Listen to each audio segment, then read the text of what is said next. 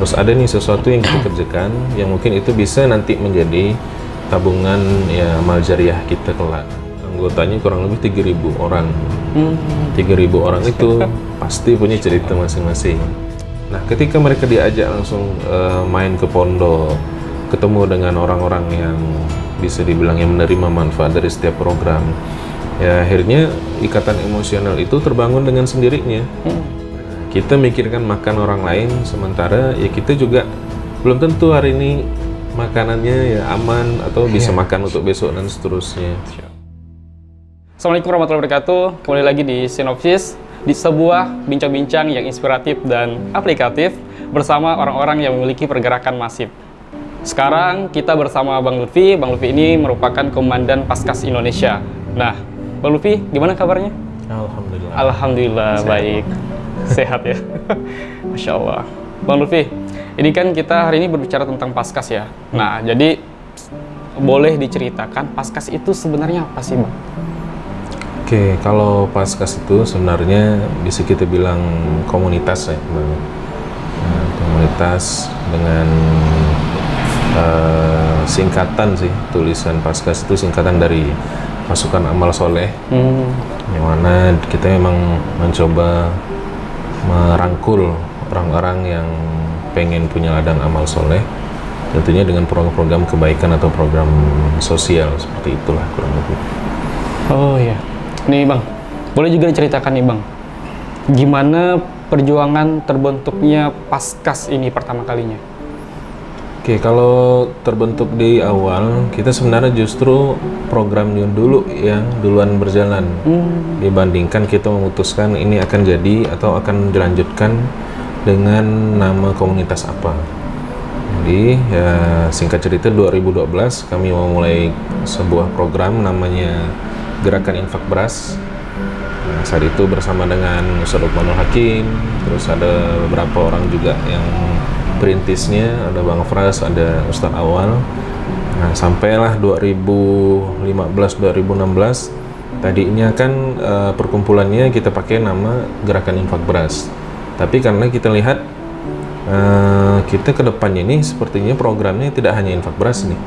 Kita juga pengen main ke program yang lain atau pengen meluncurkan program-program sosial yang lain di bidang banyak mungkin yang bisa kita garap sama-sama gitu kan.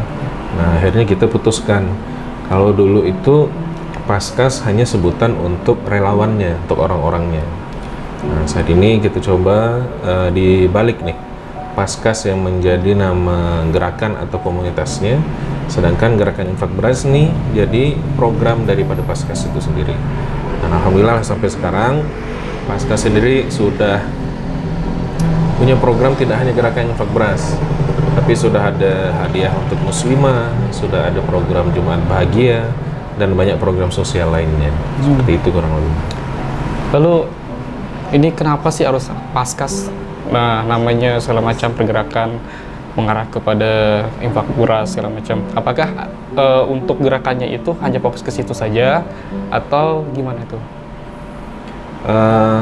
Kalau ketika kita memutuskan apakah kita akan jalan dengan program terutama Gerakan Infak Beras, ini kan sebenarnya program yang lahir karena keresahan kita sendiri nih, melihat fakta yang ada di lapangan.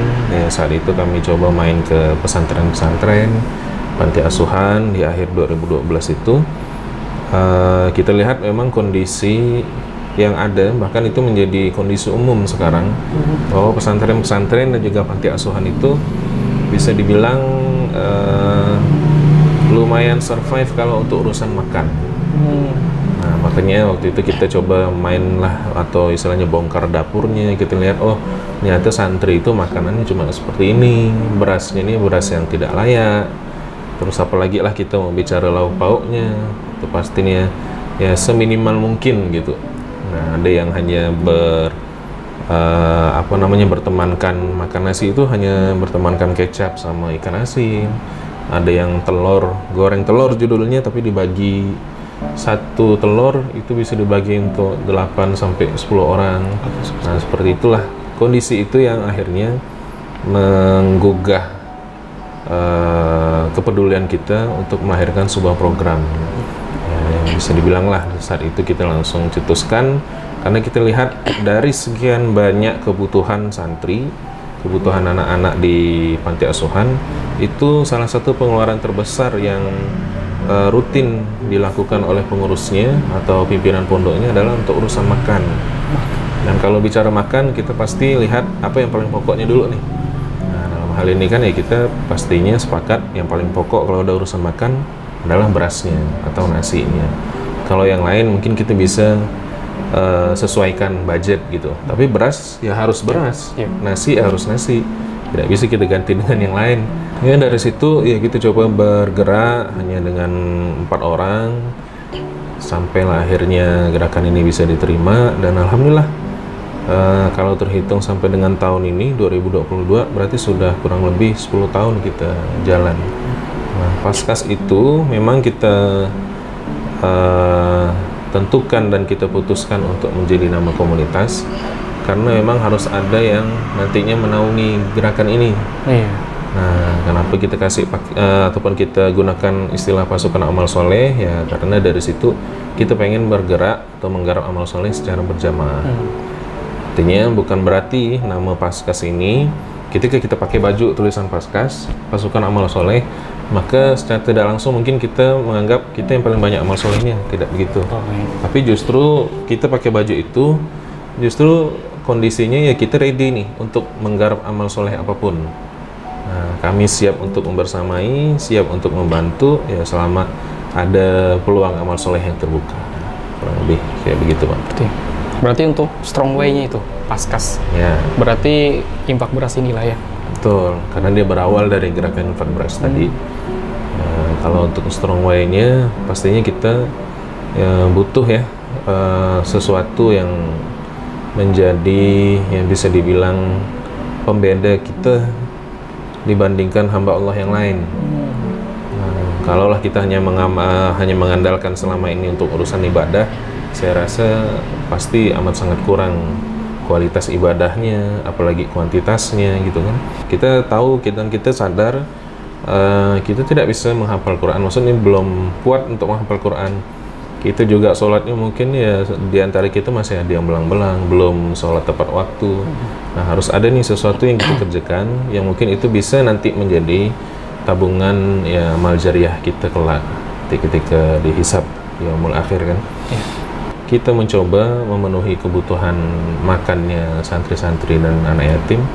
Mudah-mudahan dari sini justru apa yang mereka makan itu, beras yang mereka makan, nasi yang mereka makan, itu nanti akan jadi energi untuk mereka menghafalkan Quran, untuk mereka belajar, sehingga kita insya Allah ya mudah-mudahan lah ya ikut kecipratan kebaikannya. Amin, amin. Oke, Bang.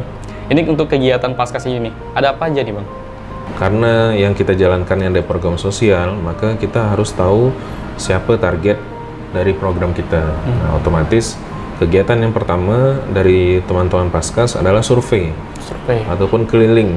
Mana nih pondok-pondok pesantren yang membutuhkan cari informasi sebanyak-banyaknya, dan itu teman-teman Paskas lakukan hampir setiap hari gitu.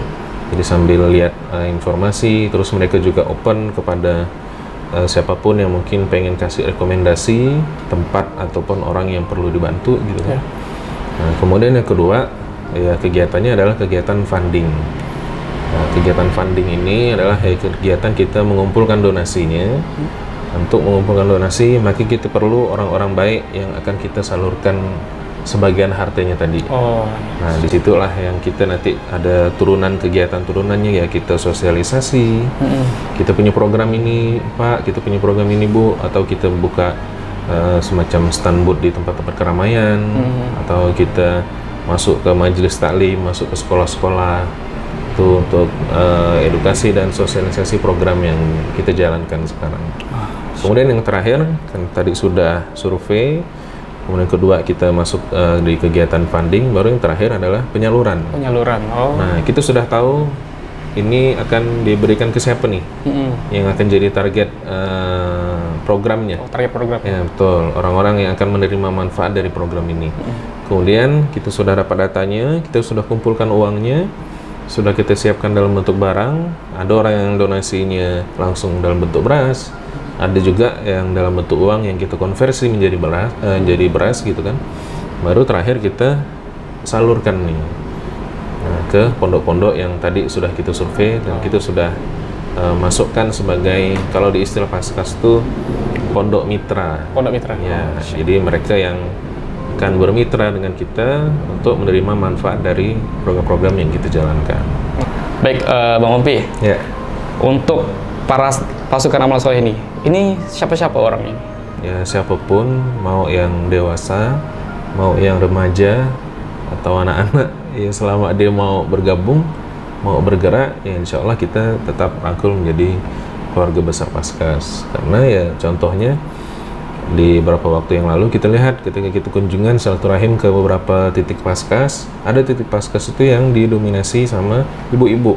Ibu-ibu. Jadi penggeraknya emak-emak semua. Oh, jadi Insya Allah ya. yang bapak-bapak mungkin hanya hitungan 3-4 orang, ibu-ibunya bisa 30-an orang. Dan terbukti produktif. Itu satu. Kemudian yang kedua, ada juga titik Paskas yang justru didominasi bapak-bapak. Nah, bapak-bapak pengurus masjid berkumpul, mendaftarkan diri, ya ikut bergabung sebagai anggota Paskas. Produktif juga, alhamdulillah. Nah, kemudian ada juga titik Paskas yang didominasi anak-anak muda. Anak-anak umur 20-an, ada juga yang belasan tahun, dan mereka juga produktif, alhamdulillah. Dan kita lihat justru bisa bikin masjid. Situlah akhirnya saya menyimpulkan bahwasanya Paskas ini, ya siapapun selama dia memang masih usia produktif ya, artinya dia memang bisa sumbangsih, kalau bukan tenaga, ide, materi, atau mungkin ya doa juga ikut berkontribusi gitu kan. Ya siapapun, alhamdulillah sampai dengan hari ini kami tidak pernah batasi untuk bergabung sebagai seorang Paskas. Ini kan sebenarnya kegiatan kayak gini kan biasanya lebih identik dengan relawan ya. Ya. Itu gimana sih model proses ngasih tahu ke mereka itu tentang amal soleh ini, kan nggak dibayar ya Bang Opi ya? Betul. Nah itu gimana?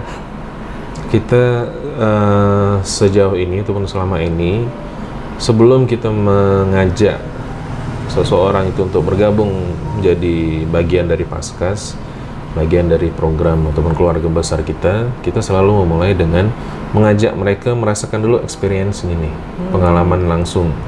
Karena kita programnya ya gerakan infak beras, ya kita ngantar-ngantar beras ke pondok. Biasanya calon ya, dalam artian calon orang yang kita incar, kita pengen rekrut dia nih untuk jadi Paskas. Biasanya kita ajak dulu untuk ikut kegiatan-kegiatan kita. Nah, ketika mereka diajak langsung main ke pondok, ketemu dengan orang-orang yang bisa dibilang yang menerima manfaat dari setiap program, ya akhirnya ikatan emosional itu terbangun dengan sendirinya. Mereka melihat, oh betapa bahagianya anak-anak santri-santri ini ketika ada orang yang datang berkunjung. Kan itu salah satu yang mahal, Bang. Kita bukan hanya bicara ngantar beras, tapi kita juga memberikan perhatian kan. Nah oke lah kalau yang santri-santri yang orang tua atau keluarganya masih ada. Bagaimana santri-santri yang memang sudah tidak ada siapa-siapa lagi selain hanya guru-guru dan ustadz-ustadz di pondok? Maka ketika kedatangan kita itu, ya mereka menyambut seperti, oh ada abang saya ini yang datang, ada kakak saya yang datang. Sehingga sambutannya ramah, sambutannya hangat. Nah, itu yang bisa dibilang menjadi ya penguat lah dari kawan-kawan tuh. Ya, Bang, kayaknya saya pengen lanjut. Bang, kayaknya saya pengen ya, ikut terus nih di sini, di Paskas.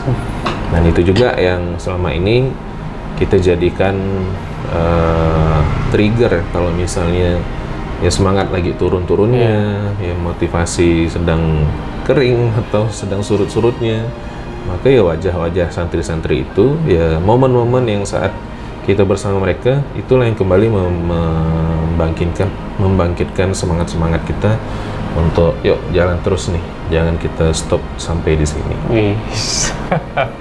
Nih Bang Pi, untuk rekrutmennya itu apakah ada syarat ketentuan atau gimana? Malah bebas atau gimana? Biasanya per 6 bulan kita akan open recruitment, dan open recruitment itu ada 2 metode yang biasa kita pakai. Satu, memang kita khususkan bikin kegiatan memang untuk merekrut teman-teman Paskas nih. Nah, ada juga yang kedua, kita dampingi dengan kegiatan.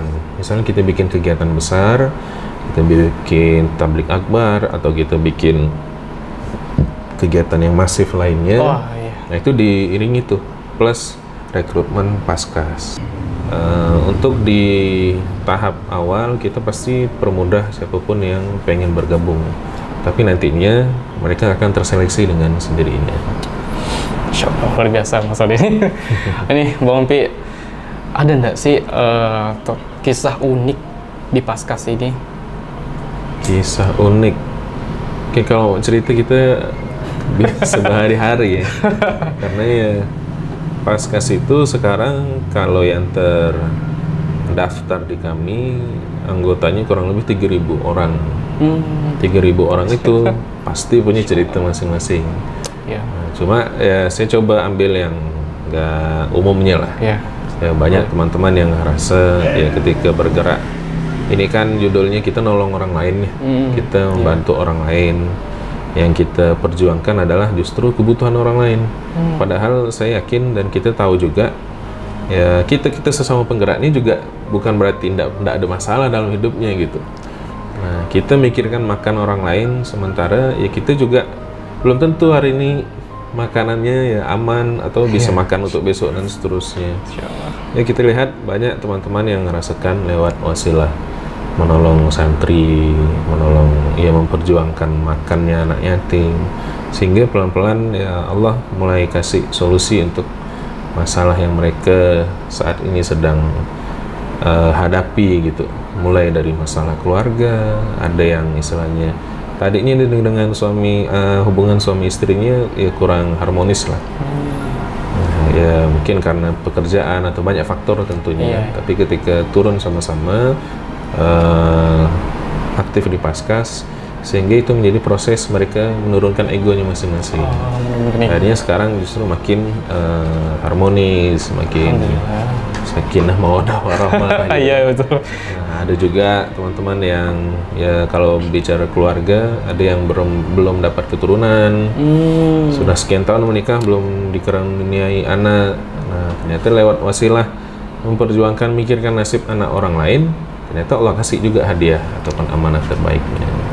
Jadi banyak sih Bang, tapi ya Alhamdulillah intinya apapun yang mereka lakukan saat ini, yang kami lakukan selama itu dalam rangka kita pengen membantu orang, pengen menolong orang, dan tentunya menolong agama Allah, ya insya Allah cepat atau lambat bantuan itu ataupun ya kebutuhan kita akan dicukupkan.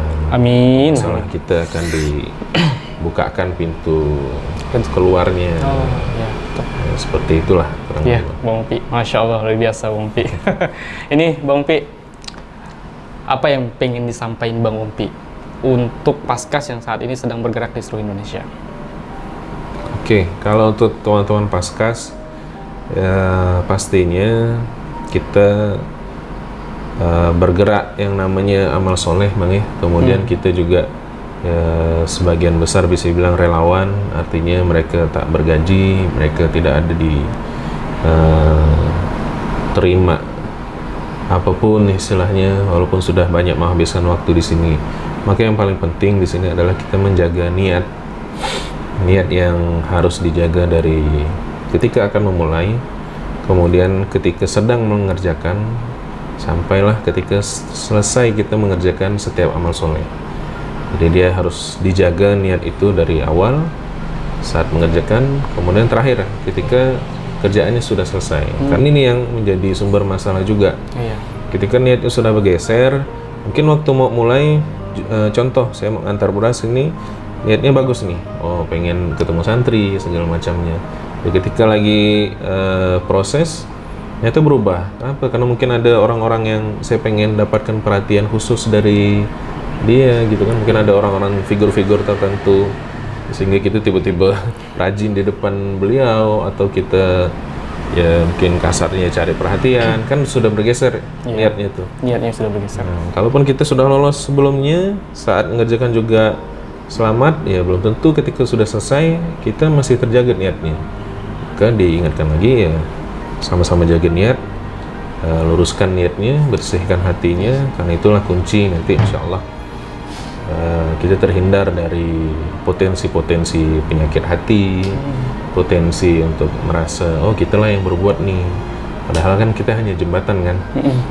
Toh uangnya bukan uang kita, berasnya bukan beras kita cuma nyalurkan, cari yang terima, cari orang yang mau ngasih, udah gitu aja kan yang kita kerjakan.